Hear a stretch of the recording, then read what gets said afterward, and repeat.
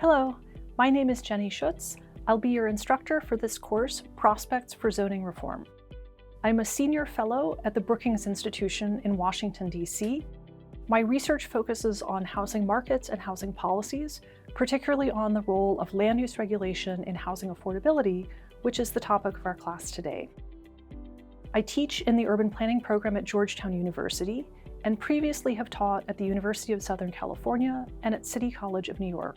The class today is going to talk about contemporary public debates about zoning, housing affordability, and the prospects for a different approach to housing production in the U.S. We'll focus primarily on the U.S. context, but there are parallel movements going on in other developed countries, particularly in the UK and New Zealand, that we'll mention in passing. We'll start off today by talking about the broad political context and significance of why housing affordability and zoning reform are getting more conversation. Over the past several years, these have emerged as politically salient issues, not just at the local level, but at the state and federal level as well. Zoning reform and housing affordability tie into some of the bigger political arguments of the moment, including issues around racial equity and climate change. We'll then talk about a couple of different approaches to potential zoning reform, focusing especially on the potential for action by state governments and federal governments.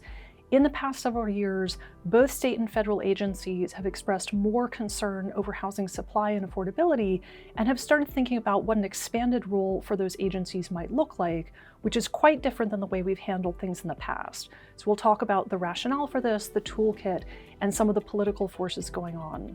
One of the notable features of the past few years has been the rise of the pro-housing movement, sometimes called YIMBY, for Yes in My Backyard.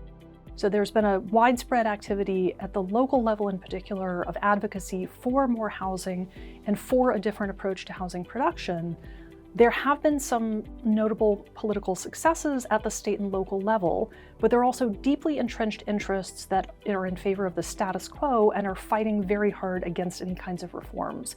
So we'll talk about both the opportunities and the challenges that face the pro-housing movement. By the end of today's class, you'll be familiar with the broader political context for why housing affordability and zoning reform are becoming more important, know some of the approaches that people are discussing for zoning reform, and the political prospects for that to happen. I look forward to talking more with you about the details of why zoning reform is on the agenda and think about what might happen next. Join me for the rest of the course.